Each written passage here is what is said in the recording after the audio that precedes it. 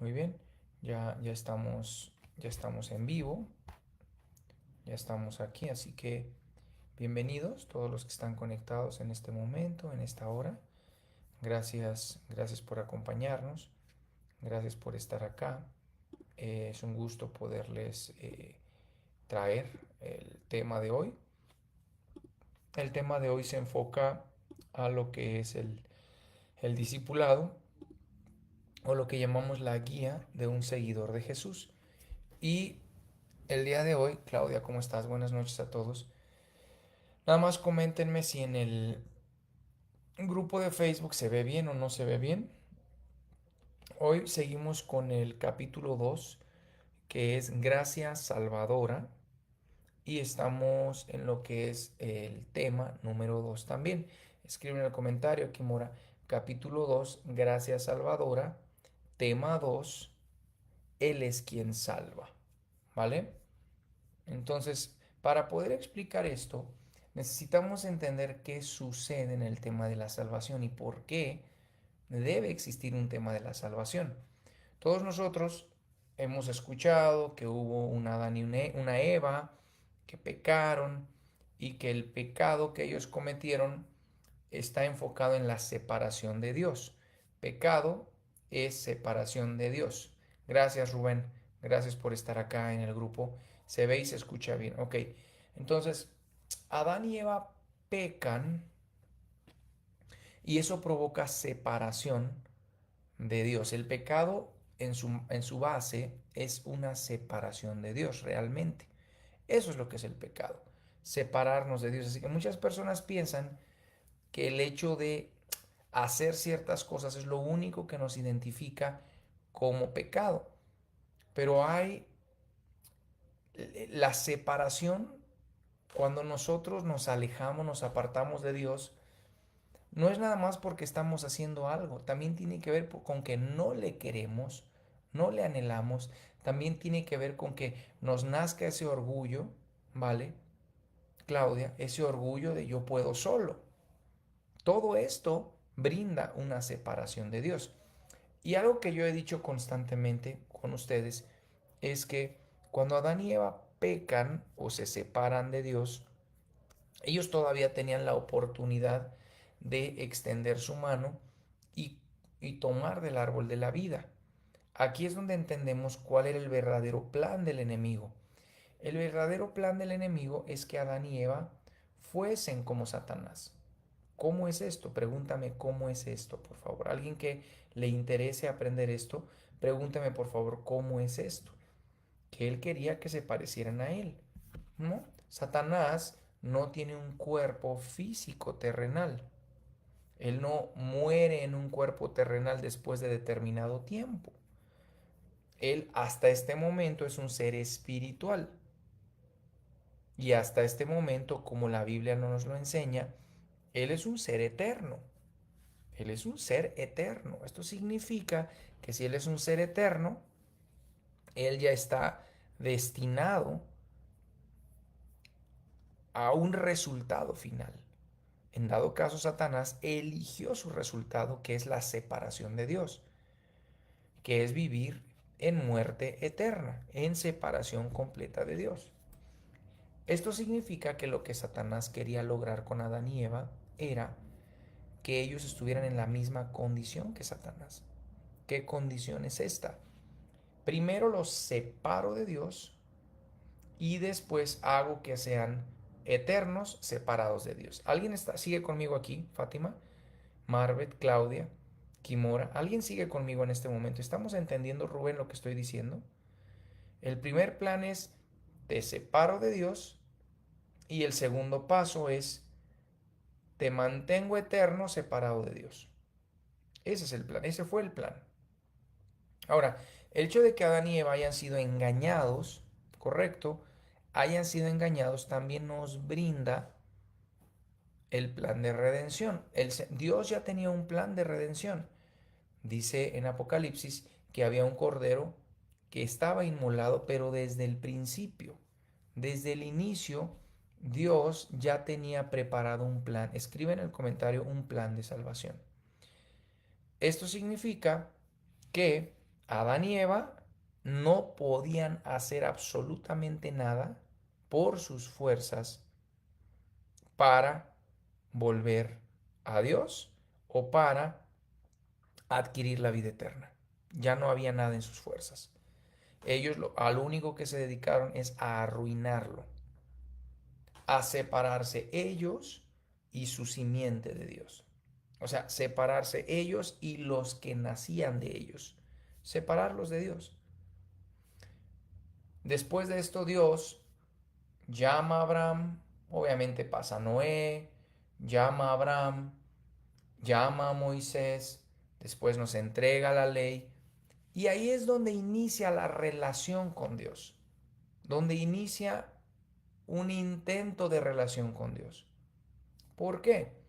Porque Adán y Eva debían sojuzgar la tierra, llenarla. Pero cuando viene el plan de Dios a través de Moisés, en sus mandamientos, se retoma el plan sin la eternidad. Escribe en el comentario, plan sin eternidad. ¿Qué es esto? ¿Qué significa esto?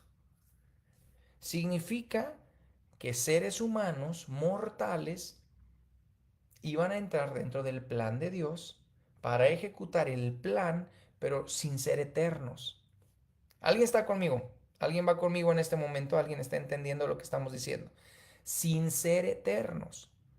Esto significa que estos seres necesitaban constantemente, los hijos de Israel, los hijos de Jacob o el pueblo de Israel, necesitaban constantemente vivir conectados con Dios.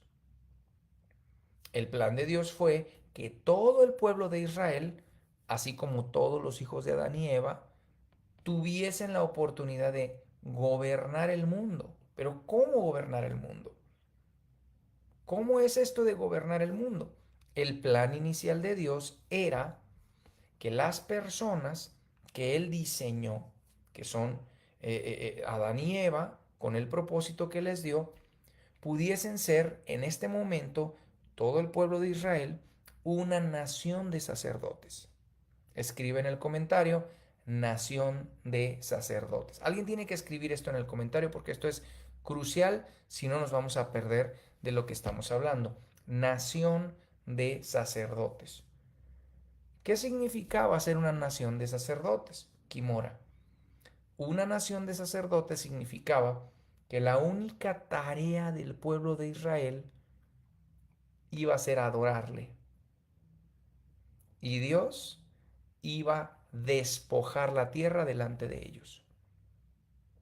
Y les iba a entregar la tierra. Solo tenían que adorarle. Iremos, ¿qué le dijeron a Faraón? Iremos camino de 3 días para adorar. Eso era todo lo que iban a hacer. ¿Cómo sé que esto iba a ser efectivo? Ok, dice la escritura que durante todo el tiempo que estuvieron en el desierto, su ropa no se gastó, no se enfermaban y Dios los guardaba. ¿Alguien está entendiendo esto? La intención de Dios en primera instancia nunca fue maten ustedes, cosechen, destruyan. La intención de Dios es adórenme y yo voy a abrir puerta. ¿En dónde más encuentro esto? Bueno, lo encuentro cuando el arca del pacto, que representaba la presencia de Dios, era llevada adelante y los enemigos eran acabados simplemente porque el arca del pacto iba adelante, la presencia de Dios. Eso era lo que significaba el arca del pacto. Si se ponía la presencia de Dios primero, Dios peleaba sus batallas. Esta es una verdad para este tema del día de hoy. Si la presencia de Dios iba adelante, Dios peleaba sus batallas. También por esto Moisés le dice a Dios, si tu presencia no va conmigo, no me hagas moverme de aquí. ¿Alguien sigue conmigo aquí? Seguimos conectados acá, chicos. ¿Alguien está conmigo en este momento? ¿Alguien está entendiendo lo que estamos hablando? Por favor, por lo menos una persona. El pueblo seguía siendo humano, terrenal. El pueblo no era eterno. ¿Qué significa que el pueblo no era eterno? Significa que seguía cometiendo errores constantemente. Y para poderse ellos limpiar o presentar delante de Dios, se estableció el sistema de sacrificios.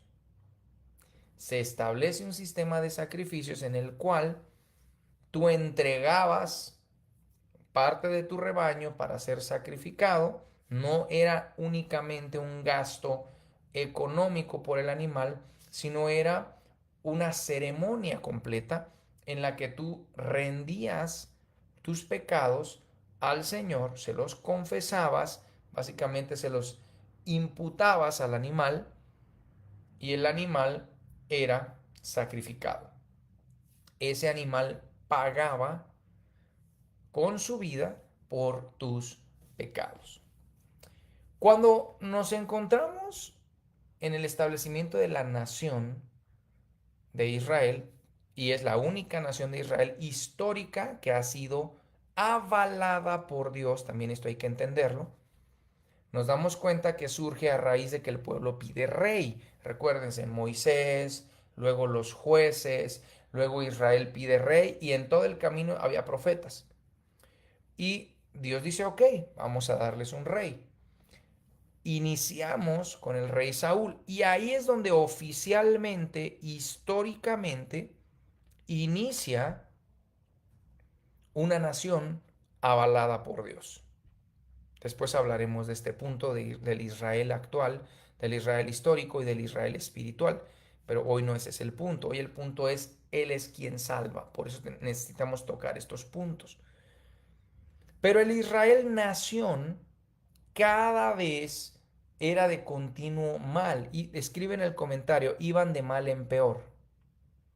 Esto significa que cada vez necesitaban sacrificar más y más y más. Y ya era demasiado que ya no alcanzaba. Ya era demasiada la maldad. Era el hartazgo de tanto mal que hacemos y que queremos. Iban de mal en peor. Hasta que llega el punto en el que somos demasiados, es demasiado el pecado, ni conquistados hemos agarrado la onda. Alguien que escuchó esto diga, entendí, Frank. Ni conquistados por Babilonia, por los asirios, por los romanos agarramos la onda. ¿Alguien está entendiendo esto? E íbamos de mal en peor, en peor, en peor. Y ahí es donde ese cordero que había sido inmolado desde el principio, toma o entra en escena. ¿Por qué? Porque al final, en lo espiritual, Rubén, había una ira de Dios por tanta separación y pecado que debía saciarse. Se tenía que saciar. Era demandado. Entonces, o morían todos los seres humanos que estaban de continuo mal, o alguien moría por ellos. En este caso, el cordero inmolado desde la eternidad que Dios había preparado, su Hijo. Esto nos lleva a entender que por más que se sacrificara, no era suficiente. Escribe en el comentario, los sacrificios no eran suficientes. Y el día que cesaron, que fue por allá del año 70, cuando Tito viene y arrasa Jerusalén, cuando cesan los sacrificios, por fin allá es donde oficial e históricamente el Israel avalado por Dios cesa. El Israel histórico. De esto hablaremos después. Pero el Israel histórico, allá es donde deja de ser. ¿Alguien entendió lo que acabo de decir? Esto nos dice que el Israel de hoy no es el mismo que el histórico, ni el Israel espiritual es el mismo que el histórico. Son tres cosas totalmente diferentes. Vamos bien allá. Al no ser suficientes los sacrificios, era necesario subir de nivel. Se tenía que hacer el sacrificio máximo. Ahí es donde nadie, ni las personas que vivían en ese momento, ni nosotros, teníamos la posibilidad de ser salvos. Sin Cristo, aunque yo hoy judaice, yo ya no puedo ir al Padre. Esto es muy importante que lo entiendas. Esto es crucial que lo entendamos. Supongamos que yo no he conocido a Dios, Cristo no me ha salvado, no he recibido el perdón ni la redención, y yo decido judaizar, no me iba a salvar, porque ya habían cesado los sacrificios. ¿Alguien está entendiendo lo que estoy diciendo? Los sacrificios cesaron, ya no, ya no hacen remisión de pecado, por eso es que hay un solo Dios y un solo mediador, Jesucristo hombre. Un solo mediador, ya no hay más. Esto significa que yo desde que nací, sin haber cometido pecado, yo ya era pecador. Gracias a la separación de mi simiente desde el principio de Dios. ¿Estamos bien allá? Yo, aunque no cometí pecado, yo nací pecador. Le sumas los pecados que hice, le sumas mi maldad y se hizo un estuche, un portafolio gigantesco y tremendo de pecados. Si yo me voy a cualquier religión, si yo me voy, aquí viene el tema delicado, yo me meta a la religión tradicional, me voy con los testigos, me voy con los mormones, me voy con la católica, evangélica, protestante, la que quieras, me hago judaizante, me hago sin Cristo, sin Cristo. ¿Alguien está escuchando lo que estoy diciendo? O sea, hiciera yo lo que yo hiciera, Marvet. Sin Cristo, ¿qué pasa? ¿Qué pasa que yo hiciera lo que fuera en el mundo, pero sin Cristo? ¿Alguien está prestando atención? Sin Cristo no había. No había forma, no había manera, no había oportunidad. Por eso Él es el que salva. ¿Dónde está esto? Alguien que me ayude a preguntar en el comentario. ¿Y en dónde está esto? Efesios 2:8. Por la gracia de Dios, tú y yo recibimos salvación. Esto no es algo que Frank hizo, esto no es algo que Oralia hizo, esto no es algo que Kimora hizo, esto no es algo que Marvet hizo. Esto es un regalo de Dios, un don. Él lo tenía preparado, Reynoso, desde la fundación del mundo, Mari, escogida de Dios. Él tenía preparado desde el principio. Y luego dice, no es por obras para que nadie se gloríe. Y esto entonces me deja 100% claro que quien ejerció por su propio beneplácito, por su propio amor que nos tiene, la idea y la ejecutó. ¿En dónde está esto en la Biblia? Él es el autor y consumador de la fe. ¿Qué significa esto? Alguien que me pregunte con ansiedad, ¿qué significa esto? Él inventó y él consumó. ¿Qué es esto? Que nadie tenía posibilidad de ser salvo. Y por su propio amor y beneplácito y deseo que Él nos tiene, Él dijo, los voy a salvar. Entonces, ¿qué significa que Él es el autor y consumador de la fe? Ahí te va. Esto a alguien le va a parecer un poquito duro o pesado, pero escríbeme en el comentario, aguanto, Frank. Autor y consumador. Es que Él es el autor intelectual de la fe. A Él se le ocurrió la fe. La fe no salió de filosofías, la fe no sale de nada de este mundo, la fe es espiritual. Por eso el mundo no conoce el poder de Dios ni conoce a Dios, porque la fe no viene por pedirla, buscarla, desearla. La fe es espiritual. Entonces a el Reynoso se le ocurrió la idea de la fe. pero al mismo tiempo, Él hizo la obra más grande de fe que ha existido en toda la humanidad. La demostración de fe más grande que ha existido en la humanidad. ¿Cuál es esa demostración de fe, Kimora? Que murió y resucitó es una ley.